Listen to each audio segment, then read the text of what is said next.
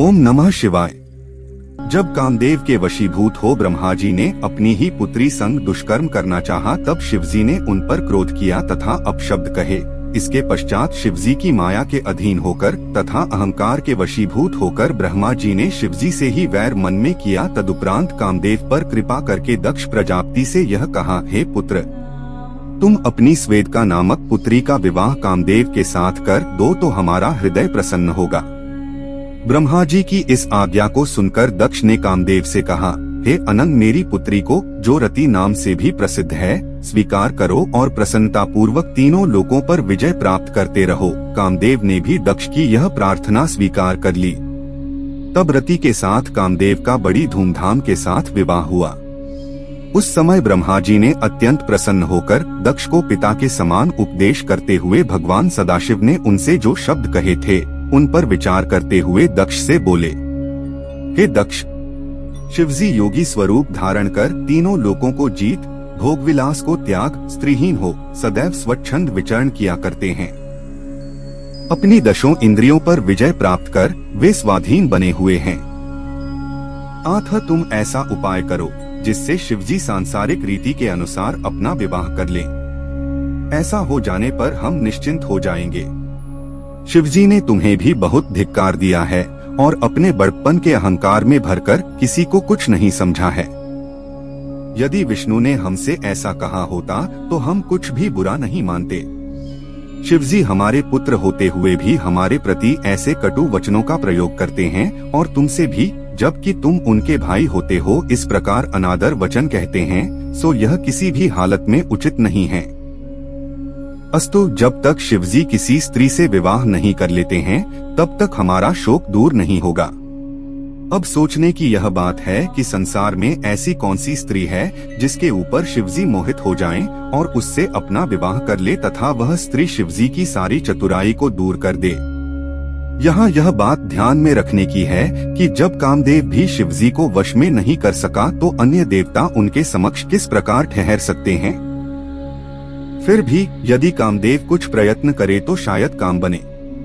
इतना कहकर ब्रह्मा जी हंसते हुए कामदेव के पास जा पहुँचे। कामदेव ने उन्हें अत्यंत आदर पूर्वक अपने पास बैठाया। उसी समय उनके श्वास से एक अत्यंत सुंदर पुरुष उत्पन्न हुआ। उसका नाम उन्होंने वसंत रखा। वसंत के जन्म से कामदेव की शक्ति में वृद्धि हुई। उस समय तीनों प्रकार की वायु चलने लगी तथा पक्षीगण मधुर स्वरों में चहचहाने लगे। कामदेव की उस शक्तिशालिनी सेना को देखकर ब्रह्मा जी ने कहा, हे मन्मथ, यदि तुम अपने पराक्रम से शिवजी को वश में कर लो तो तीनों भुवनों में तुम्हारी अत्यंत प्रसिद्धि होगी। अस्तु, तुम मेरी आज्ञा मानकर इस कार्य को शीघ्र संपन्न करो। उनकी इस आज्ञा को सुनकर कामदेव ने उसे अपने मस्तक पर धारण किया। तदुपरांत वह उन्हें प्रणाम कर एवं अपनी सेना को साथ लेकर शिवजी के समीप चल दिया। जिस समय कामदेव अपनी सेना को लेकर शिवजी के पास चला, उस समय संपूर्ण संसार पर कुछ ऐसा प्रभाव पड़ा कि सृष्टि के समस्त प्राणी बुद्धिहीन हो उसके वशीभूत हो गए। शिवजी के गणों पर भी उसका प्रभाव पड़े बिना न रहा। जब शिवजी ने यह जाना कि कामदेव उन पर विजय प्राप्त करने के निमित्त अपनी सेना को साथ लिए हुए आ रहा है, तो उनके ऊपर उसका कुछ भी प्रभाव न पड़ा।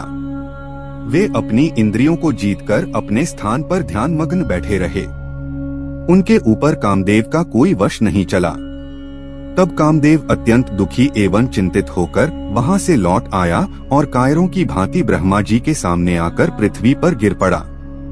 तदुपरांत स्तुति करते हुए इस प्रकार बोला, हे पिता, मैंने अपनी सेना द्वारा संपूर्ण देवता, मुनि एवं अन्य जीवधारियों को तो वश में कर लिया, परंतु शिवजी के ऊपर मेरा कोई प्रभाव नहीं पड़ा।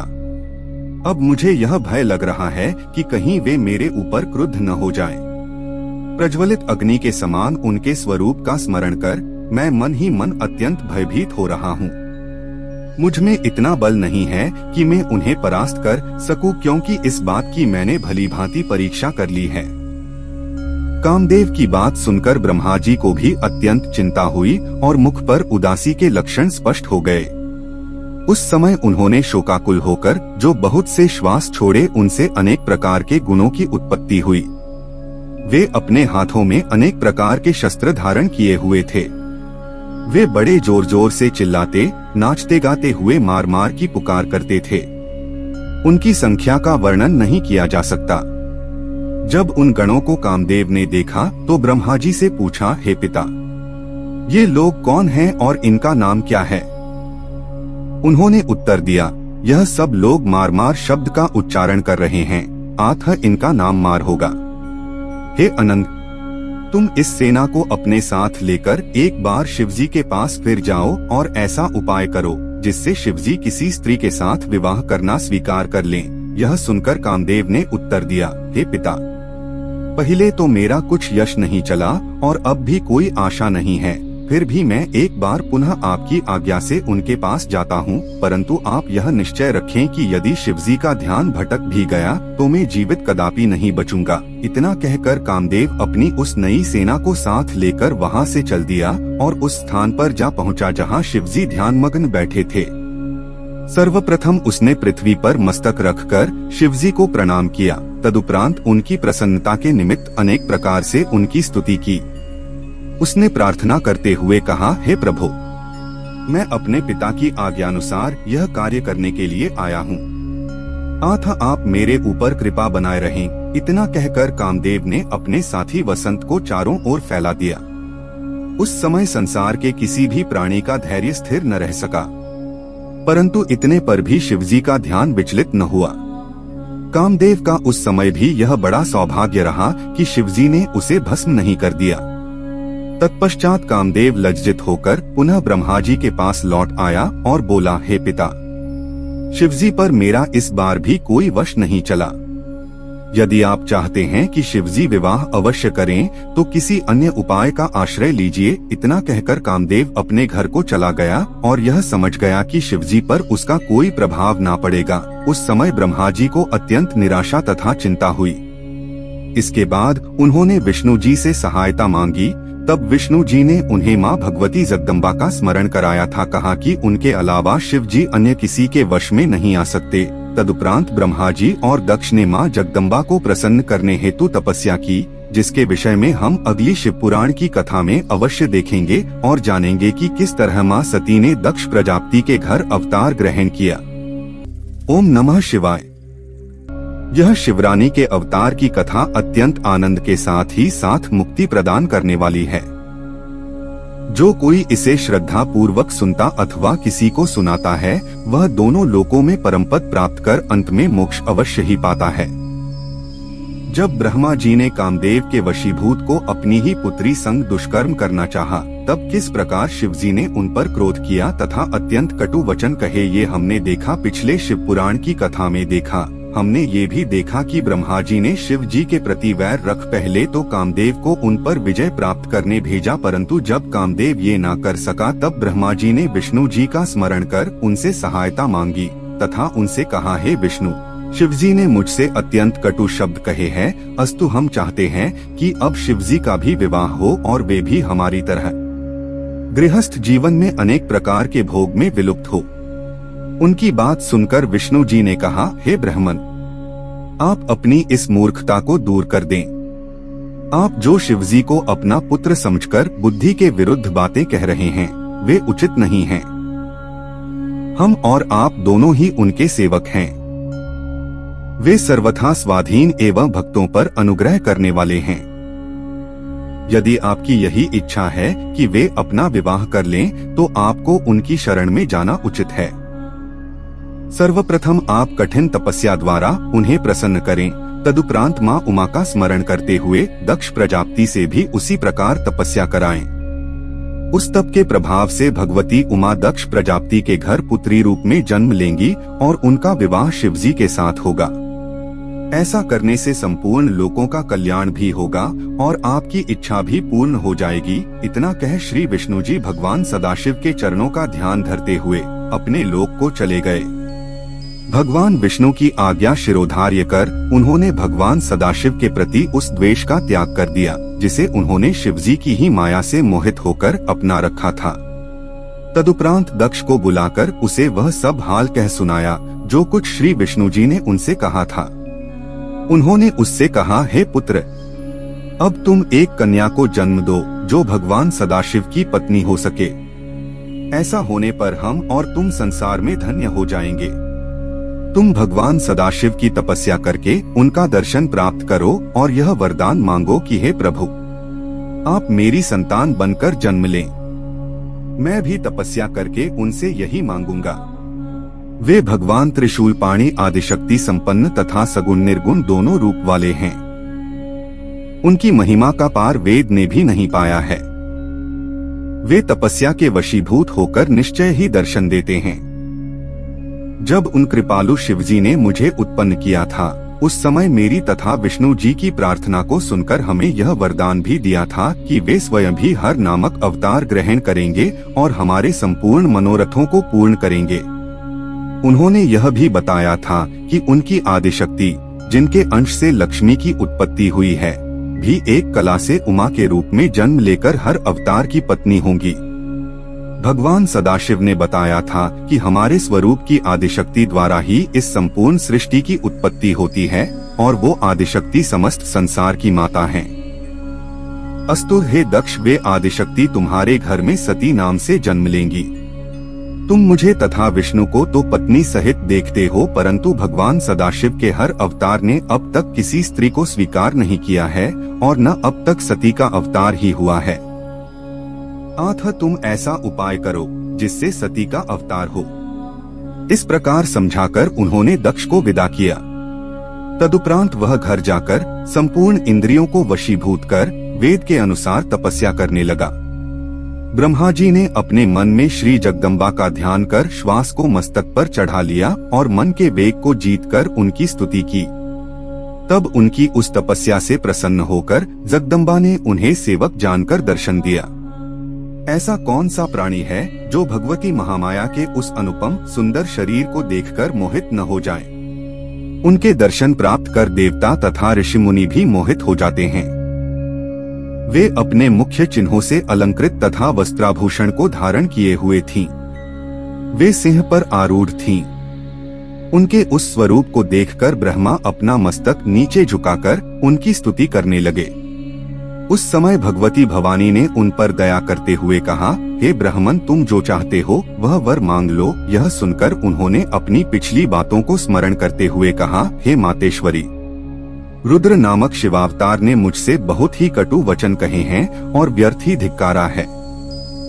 अतः आप अवतार लेकर उन्हें वश में कर लें, जिससे वे भी हमारे ही समान गृहस्थ हो जाएं। कृपा कर आप यही वरदान दक्ष प्रजापति को भी दीजिए, क्योंकि इसी अभिलाषा को लिए वह भी आपकी आराधना कर रहा है। तीनों लोकों में आपके अतिरिक्त कोई ऐसा नहीं जो शिवजी को मोहित कर सके। उनकी बात सुनकर भगवती भवानी ने कहा, हे ब्रह्मन, तुम धोखा देकर मुझसे यह क्या मांग रहे हो? इससे तुम्हें क्या लाभ होगा? इस समय तुमने मेरे सामने यह संकट भी उपस्थित कर दिया कि मैं तुम्हें वरदान न दूं तो वेद का मार्ग नष्ट हो जाएगा। इतना कहकर उन भगवती ने योग धारण द्वारा उन पर ब्रह्म परमेश्वर का ध्यान किया, जो अपने भक्तों को प्रसन्नता प्रदान करते हैं और सबके अंतःकरण का हाल जानते हैं। भगवान सदाशिव ने उन्हें यानावस्था में यह आज्ञा दी कि ब्रह्मा जिस वरदान को मांगते हैं उन्हें दे दो और तुम अवतार ग्रहण करना स्वीकार करो। हम तुम्हें अत्यंत स्नेहपूर्वक अंगीकार करेंगे तथा ब्रह्मा को इस प्रकार मोहित करेंगे कि उनका संपूर्ण गर्व नष्ट हो जाएगा। पर ब्रह्मा की ऐसी आज्ञा पाकर भगवती जगदम्बा ने ब्रह्मा जी से कहा, है ब्रह्मन, हर रूपी भगवान सदाशिव योगिराज हैं, उन्हें मोहित नहीं किया जा सकता, परंतु तुम्हारी प्रार्थना के अनुसार युक्तिपूर्वक तुम्हारा मनोरथ सिद्ध कर दिया जाएगा। जब तक हर स्त्री को स्वीकार नहीं करेंगे तब तक न तो उन्हें परलोक का फल मिलेगा और न संसार में आनंद ही प्राप्त होगा। अतः मैं उनके निमित्त दक्ष प्रजापति की पुत्री के रूप में स्वयं ही अवतार ग्रहण करूंगी। उस समय शिवजी मुझ पर मोहित होकर मेरे साथ विवाह कर लेंगे। इतना कहकर भगवती महामाया अंतर्धान हो गईं और ब्रह्मा जी को अत्यंत प्रसन्नता प्राप्त हुई। जब भगवती महामाया ने प्रकट होकर ब्रह्मा को यह वरदान दिया, तब दक्ष प्रजापति ने उनकी आज्ञानुसार घोर तपस्या करनी आरंभ की। उसने तीनों प्रकार का प्राणायाम करते हुए शिवरानी के चरणकमलों में अपने हृदय को स्थित किया। दक्ष के उग्र तप को देखकर श्री जगदम्बा ने अपने उसी शुद्ध, मनोहर एवं पवित्र स्वरूप में प्रकट होकर दर्शन दिया। दक्ष ने उन्हें प्रणाम स्तुति करते हुए कहा, हे भगवती, मैं आपकी शरण में आया हूँ। आप मुझे अपना सेवक जानकर मेरे ऊपर कृपा करें। उसकी स्तुति को सुनकर भगवती बोली, हे दक्ष, तुम्हारी जो इच्छा हो वह मुझसे मांग लो। मेरे लिए कोई भी वस्तु अदेय नहीं है। यह सुनकर दक्ष ने कहा, हे मातेश्वरी, आप मेरी पुत्री बनकर मेरे घर में अवतार लें और हर के मन को मोहित करें। इस कार्य में मेरा ही कोई प्रयोजन नहीं है, अपितु तीनों लोकों का उपकार भी सन्निहित है। मैंने मोक्ष का वरदान न मांगकर आपसे जो यह प्रार्थना की है वह पूर्ण होनी चाहिए। दक्ष की प्रार्थना सुनकर भगवती महामाया ने कहा, हे दक्ष, तुम जो चाहते हो वही होगा। मैं तुम्हारी पत्नी के गर्भ से उत्पन्न होकर शिवजी की अर्धांगिनी बनूंगी, परंतु तुम अपने मन में किसी प्रकार अहंकार नहीं करना, अन्यथा तुम्हारा संपूर्ण गर्भ नष्ट हो जाएगा। इतना कहकर श्री जगदम्बा अंतर्धान हो गयीं और दक्ष अत्यंत प्रसन्न होकर अपने घर को लौट आया। तदुपरांत दक्ष ने 10 सहस्र मानस पुत्रों की उत्पत्ति की। वे सब नारद प्रेरणा से घर छोड़कर तपस्या करने के लिए वन में चले गए और परमपद को प्राप्त हुए। तत्पश्चात दक्ष ने 10 सहस्र पुत्र और उत्पन्न किए, परंतु वे भी नारद का उपदेश सुनकर संसार से विरक्त होकर वहीं चले गए जहां उनके भाई गए थे। उस समय दक्ष ने अत्यंत क्रुद्ध होकर नारद को यह शाप दिया कि हे नारद, तुम अत्यंत अथम हो, क्योंकि तुमने मेरे सब पुत्रों को मेरे विरुद्ध कर दिया है। अब मैं तुम्हारे कर्म के अनुसार तुम्हें यह शाप देता हूँ कि तुम किसी एक स्थान पर न ठहरकर सदैव भ्रमण किया करो। इसके बाद उसने अपने मन में यह निश्चय किया कि अब कुछ मैथुनी सृष्टि उत्पन्न करनी चाहिए। यह विचार करके दक्ष ने वीर प्रजापति की पुत्री वीरनी के साथ विवाह किया। विवाह के उपरांत दक्ष ने अपने हृदय में भगवती जगदम्बा का ध्यान किया। उस समय श्री जगदम्बा जी ने भी अपने मन में यह विचार किया कि अब मुझे दक्ष के घर जन्म लेकर उसका मनोरथ पूर्ण करना चाहिए। यह निश्चय कर वे दक्ष के हृदय में प्रवेश कर गईं। उस समय दक्ष प्रजापति को अत्यंत प्रसन्नता हुई और भगवती के तेज से उनका शरीर प्रदीप्त हो उठा। तदुपरांत शुभ अवसर पाकर दक्ष ने उस तेज को अपनी पत्नी में स्थिर कर दिया। जब दक्ष की पत्नी गर्भवती हुई उस समय बहुत धूमधाम से उत्सव मनाया गया। दक्ष ने रीति के अनुसार पूजा की। ब्रह्मा तथा विष्णु ने भी उस उत्सव में सम्मिलित होकर दक्ष की पत्नी की सेवा एवं स्तुति करने के पश्चात दक्ष की प्रशंसा की।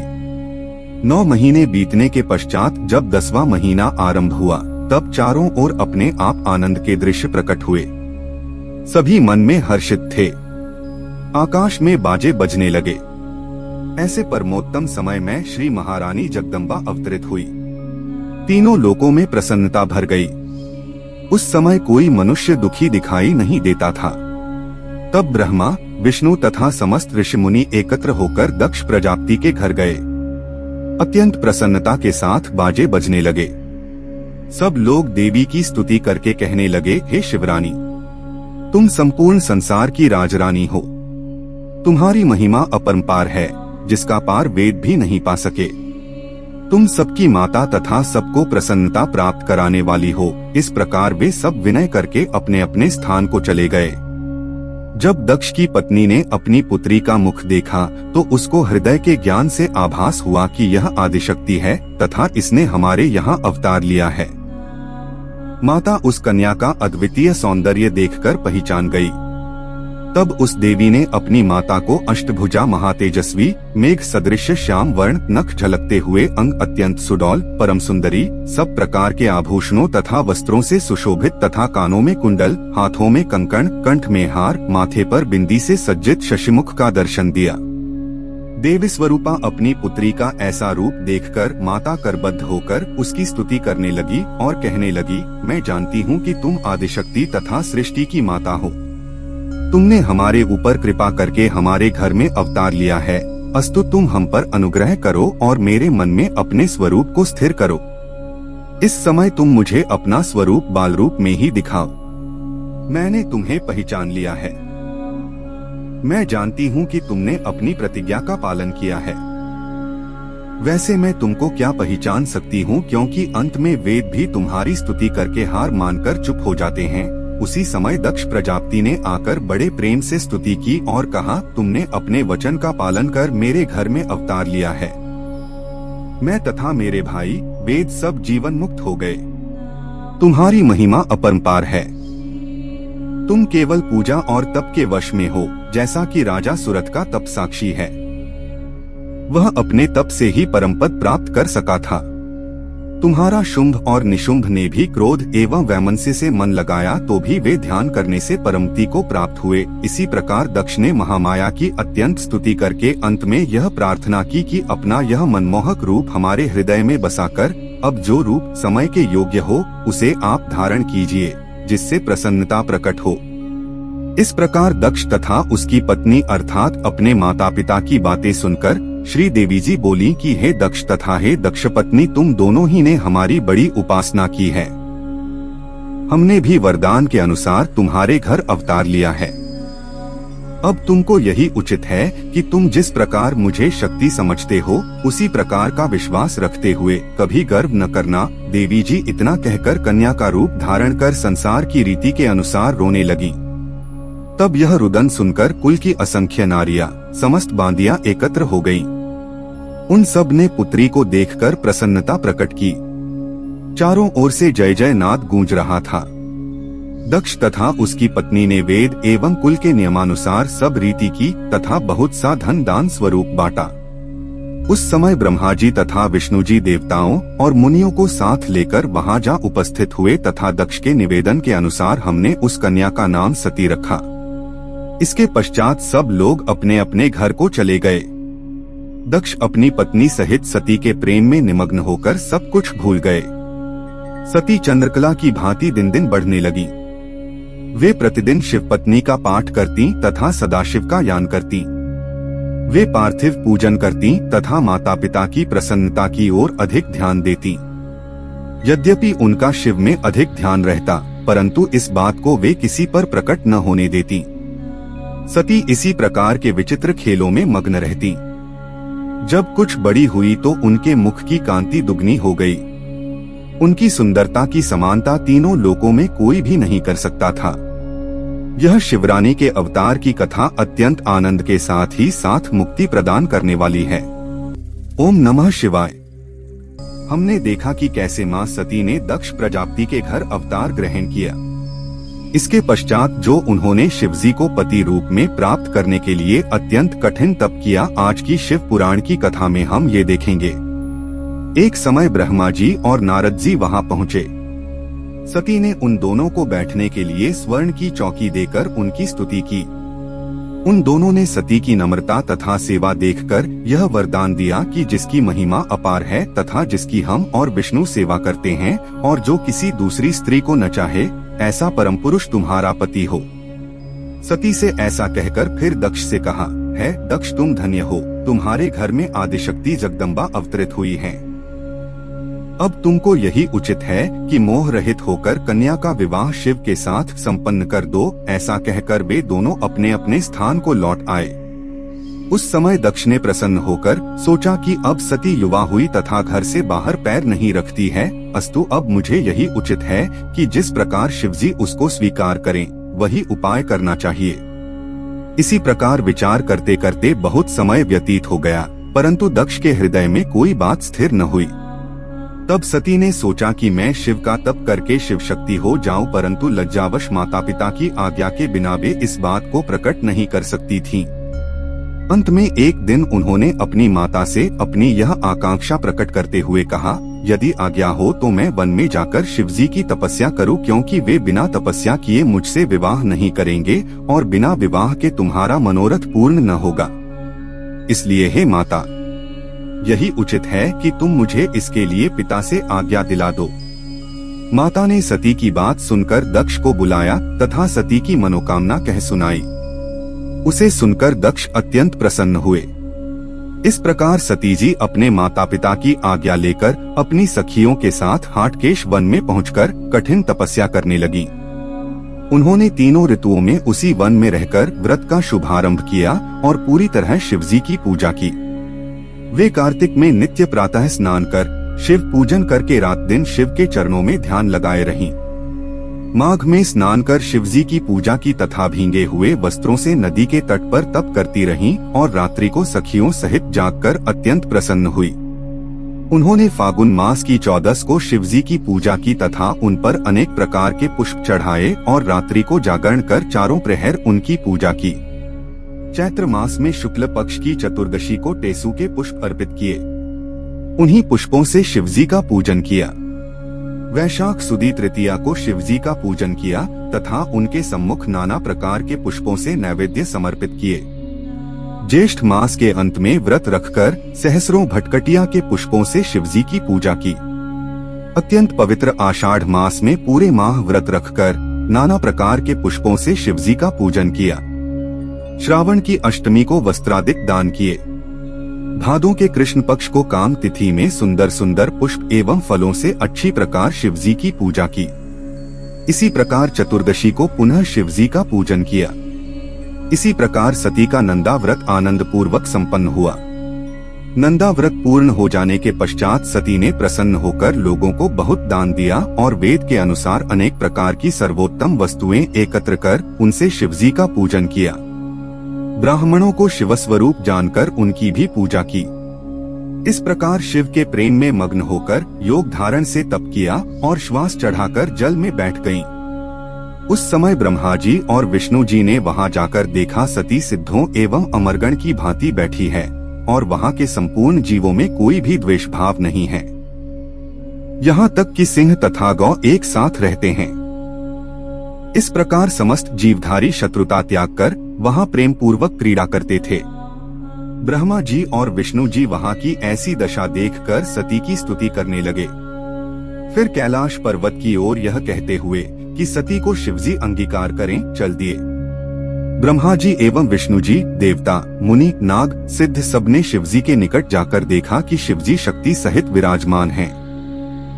उन सबने उनकी स्तुति की तथा विनती करते हुए कहा, हे महाराज, जब हमको आपने उत्पन्न किया था तब आपने प्रण किया था कि हम तुम्हारे उपकार के लिए रुद्र नाम से अवतरित होंगे, सो ऐसा ही हुआ। आपने अपनी प्रतिज्ञानुसार अवतार लिया। अब आप हम पर कृपा करें। ब्रह्मा जी और विष्णु जी यह कहकर चुप हो गए।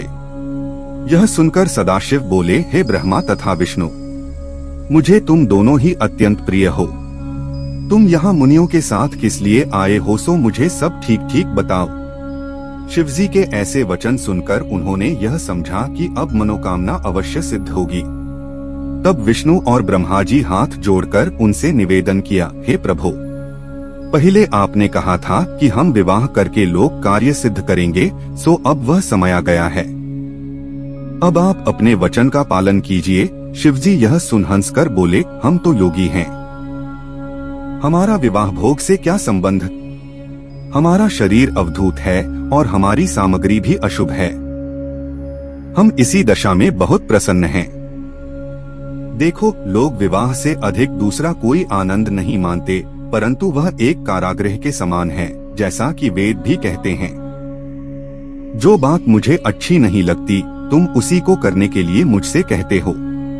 अच्छा, फिर भी मैं अपना वचन पूरा करूंगा और विवाह करूंगा, परंतु इसके साथ एक बात अवश्य है कि मैं जिस प्रकार की स्त्री कहूंगा, तुमको मेरे लिए उसी प्रकार की स्त्री ढूंढनी होगी।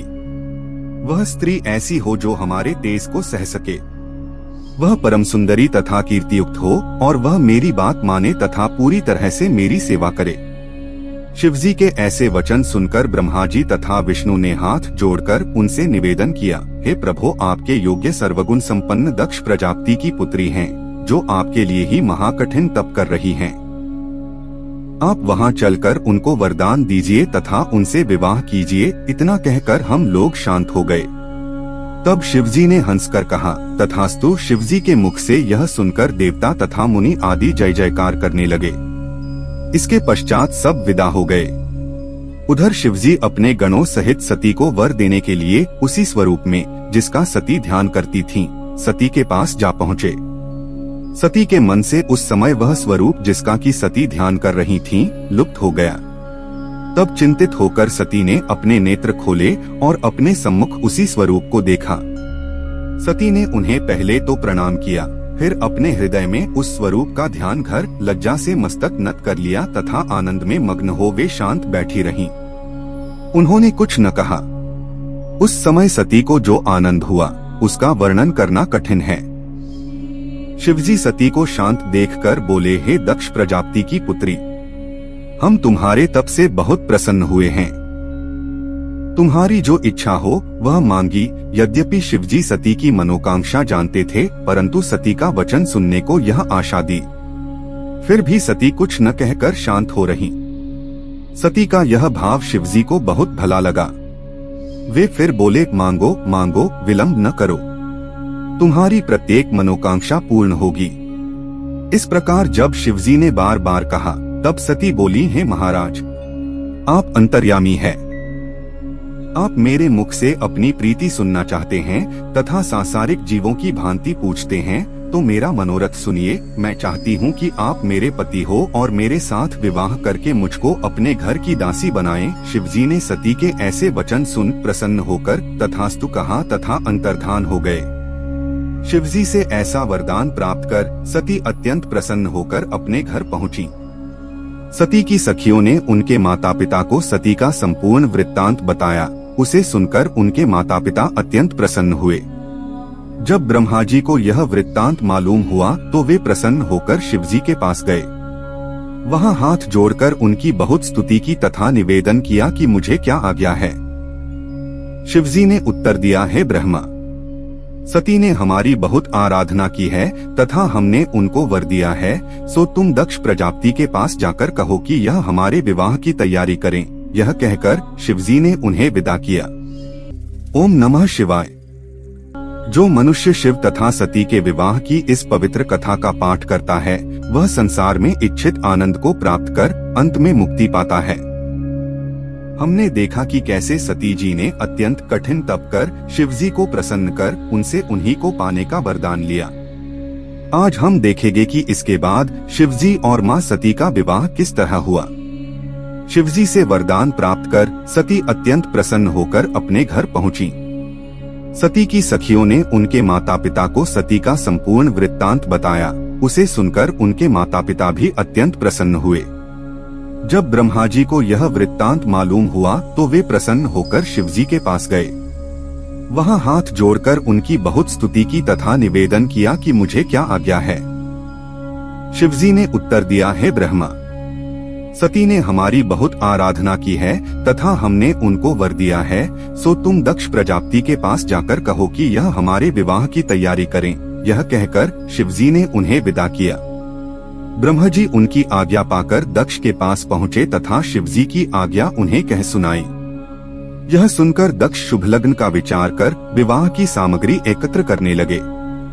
उन्होंने रत्नों सहित शिवजी के पास लग्न भेजा और यह समाचार सबको कहला भेजा। यह देखकर गण अत्यंत प्रसन्न होकर इधर उधर दौड़ने लगे। दोनों ही ओर से पूरी तैयारी हुई। तदुपरांत शिवजी बारात सजाकर दक्ष प्रजापति के नगर की ओर चले। बारात जब दक्ष प्रजापति के नगर के निकट पहुंची, तब शिवजी ने सप्तऋषियों को दक्ष के पास भेजा। दक्ष प्रजापति बारात को नगर के निकट आया जानकर अगवानी के लिए चले। सबसे भेंट कर हाथ जोड़ बारात को अपने मंदिर ले चले। उस समय ब्रह्मा, विष्णु, अष्टवसु, 11 रुद्र, 12 सूर्य, सिद्ध, भूत प्रेत, गंधर्व, किन्नर, विद्याधर, देवता, मुनि तथा अप्सराएं शिवजी सहित दक्ष के द्वार पर जा पहुंची। चारों ओर से जय जयकार होने लगा। वेद एवं कुल की रीति के अनुसार सब कार्य हुए। गायन होने लगा। दक्ष प्रजापति ने ब्राह्मणों को बहुत सा दान देकर बारात के ठहरने के लिए अति उत्तम स्थान की व्यवस्था की, जहां सब बारात ठहरी। फिर दक्ष ने ब्रह्मा जी को बुलाकर कहा कि विवाह वेद के अनुसार कराओ, जिससे मेरी पुत्री सुखी तथा पति की प्यारी हो और उसके अनेक संतानें हो। इसके पश्चात बारातियों को अनेक प्रकार के उत्तम भोजन खिलाए। उस समय वहां सभी प्रसन्न दिखाई देते थे। भोजन आदि से निवृत्त होकर लग्न ठहराकर शिवजी के आगमन के लिए सूचना भेजी। शिवजी तुरंत आए। तब दक्ष प्रजापति शिवजी को अंदर ले गए। उन्होंने प्रसन्न होकर सर्वप्रथम शिवजी के चरणों को स्वयं धोया तथा सोने की चौकी पर बिठाया। ब्रह्मा जी ने सब कार्य समयोचित किया तथा सती को बुलाया। उन्हें देखकर सबने प्रणाम किया। तब ब्रह्मा तथा विष्णु ने दक्ष को कन्यादान का जो समय बताया, उस समय दक्ष ने कुश, जल तथा पुत्री का हाथ शिव के हाथ में दिया। लोक में यही सर्वप्रथम कन्यादान हुआ तथा तब से विवाह की यही रीति संसार में फैल गई। जिस समय शिवजी ने सती का हाथ अपने हाथ में लिया, उस समय मुनि प्रसन्न होकर शिव तथा सती का जयघोष करने लगे तथा पुष्पवृष्टि हुई। अनेक प्रकार के बाजे बजने लगे। दक्ष प्रजापति ने दहेज स्वरूप बहुत सी उत्तम वस्तुएं, अमूल्य रत्न आदि दिए। अन्य रीतियों के पूर्ण होने के पश्चात ब्रह्मा जी ने हवन का आयोजन किया। दोनों की गांठें बांधकर मावरे फिरते समय सती का चरण कपड़े से बाहर निकल गया। जब ब्रह्मा जी की कामुक दृष्टि उस पर पड़ी तो वे मोहित और मुग्ध होकर बुद्धिहीन हो गया। ऐसी दशा में उनके मन में हृदय में सती का अनुपम रूप देखने की अभिलाषा जागृत हुई। उन्होंने उस समय यह उपाय किया कि एक भीगी लकड़ी आग में डाल दी, जिससे बड़ा धुआं उठा। शिवजी के नेत्रों में वह धुआं लगने से ऐसे आंसू बहने लगे कि शिवजी उन्हें दोनों हाथों से पोंछने लगे। ऐसे सुअवसर से लाभ उठाकर ब्रह्मा जी ने सती के मुख से घूंघट उठाकर उनका सुंदर स्वरूप देखा तथा कामदेव के प्रचंड वेग से दुखित हो सब धर्म कर्म को भूल गए। उस समय उनका वीर्य धरती पर गिर पड़ा। उन्होंने उसको इस प्रकार से छिपाया कि किसी पर यह बात प्रकट न हो सकी, परंतु शिवजी ने अपनी दिव्य दृष्टि द्वारा इस भेद को जान लिया। तब वे ब्रह्मा जी पर अत्यंत क्रोधित होकर धिक्कारते हुए बोले, हे ब्रह्मा, तुमने यह निंदनीय कर्म क्यों किया? तुम बड़े कामी हो। यह कहकर शिवजी ने बड़े क्रोध से त्रिशूल हाथ में ले लिया। शिवजी का यह स्वरूप देखकर ब्रह्मा थरथर कांपने लगे तथा उन्हें बड़ा आश्चर्य हुआ। यह दशा देखकर सब लोग शिवजी द्वारा ब्रह्मा जी की मृत्यु का निश्चय कर शिव की स्तुति करने लगे, परंतु शिवजी का क्रोध कम न हुआ। दक्ष प्रजापति भी हाथ उठाकर शिव शिव कहने लगे तथा ब्रह्मा जी के मारने की मनाही करते हुए शिवजी से बोले, हे प्रभु, आप इस समय रंग में भंग न करे। शिवजी ने कहा, हे दक्ष, तुम अब मुझसे कुछ न कहो। मैं ब्रह्मा को किसी प्रकार क्षमा नहीं कर सकता। इसने वेद के पथ को भुलाकर सती को पापदृष्टि से देखा है। शिवजी के ऐसे क्रोधपूर्ण वचन सुनकर उनके कोप से समस्त सभा कांप उठी। तब विष्णु ने शिवजी की बहुत स्तुति करते हुए कहा, हे प्रभु, आप अप्रमेय हैं। आपका आदि अंत कोई भी नहीं जानता। मैं तथा ब्रह्मा आप से ही उत्पन्न हैं। आप अपने क्रोध को शांत कर तथा मुझे अपना सेवक समझ मेरी प्रार्थना स्वीकार करें, अर्थात ब्रह्मा को क्षमादान दें। आप ही ने ब्रह्मा को सृष्टि की रचना करने के लिए उत्पन्न किया है। ब्रह्मा के सिवाय सृष्टि की और कौन रचना करेगा? यह स्पष्ट है कि बिना सृष्टि के सब लीला व्यर्थ है। फिर आप ही ने तो ब्रह्मा जी को उत्पन्न किया, इसलिए आप उनका वध न कीजिए। यह सुनकर शिवजी ने फिर बड़े क्रोध से कहा, नहीं, ऐसा नहीं हो सकता। हम ब्रह्मा का अवश्य वध करेंगे। हम स्वयं सृष्टि की रचना करेंगे अथवा दूसरा ब्रह्मा उत्पन्न कर सब लोकों में इस बात को प्रकट कर देंगे। हमको अब मत रोको, हमारा क्रोध कभी व्यर्थ नहीं जाता। शिवजी ने यह कह अपना समस्त शरीर जलती हुई अग्नि के समान कर दिया। देवता तथा मुनि आदि कोई भी ऐसा न था जो उस स्वरूप को देख सकता। ब्रह्मा तो जैसे शिवरूप में ही समा गए। दक्ष को भी अतिखेद से सब आनंद विस्मरण हो गया।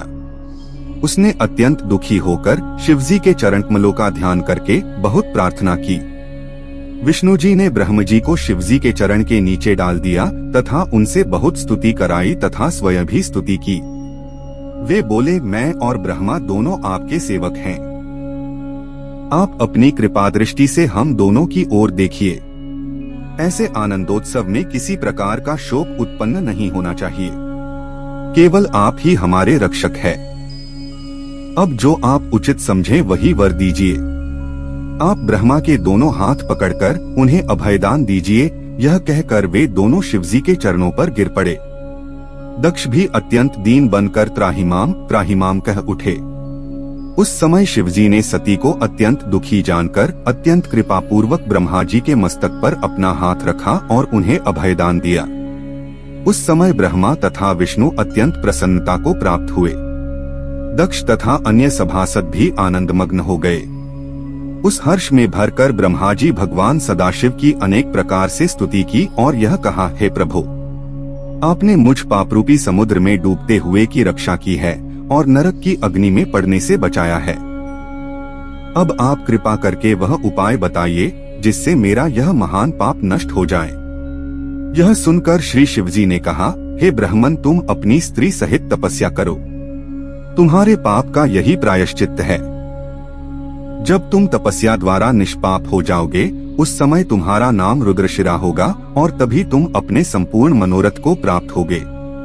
तुमने देवताओं अधिपति होते हुए भी जो मनुष्य के समान निकृष्ट कर्म किया है, उसके कारण तुम्हें मनुष्य योनि में जन्म लेकर लज्जा उठानी पड़ेगी। इस उपाय से तुम्हारा पाप नष्ट हो जाएगा। भगवान सदाशिव श्रीमुख से निकले हुए इन वचनों को सुनकर ब्रह्मा जी तथा दक्ष को अत्यंत प्रसन्नता प्राप्त हुई। जब भगवान सदाशिव ब्रह्मा पर प्रसन्न हुए और उन्होंने वीर्य को पृथ्वी पर चमकता हुआ पड़ा देखा तो कहा, हे ब्राह्मण, यह वीर्य अत्यंत तेजस्वी दिखाई देता है, अतः इसे नष्ट नहीं करना चाहिए।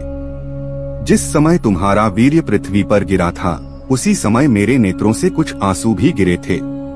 अस्तु उन दोनों के सम्मिलन से 4 मेघों की उत्पत्ति होगी। शिवजी के इतना कहते ही 4 मेघ उत्पन्न होकर आकाश में छा गए और गरजते हुए पानी बरसाने लगे। परंतु उस समय शिवजी के भय के कारण वह वर्षा धामी फुहारों के रूप में हो रही थी। उस वर्षा को देखकर शिवजी तथा अन्य सभी सभासद अत्यंत प्रसन्न हुए और सर्वत्र आनंद भर गया। तदुपरांत शिवजी की आज्ञानुसार विवाह की अन्य रीतियां पूरी कराई गईं।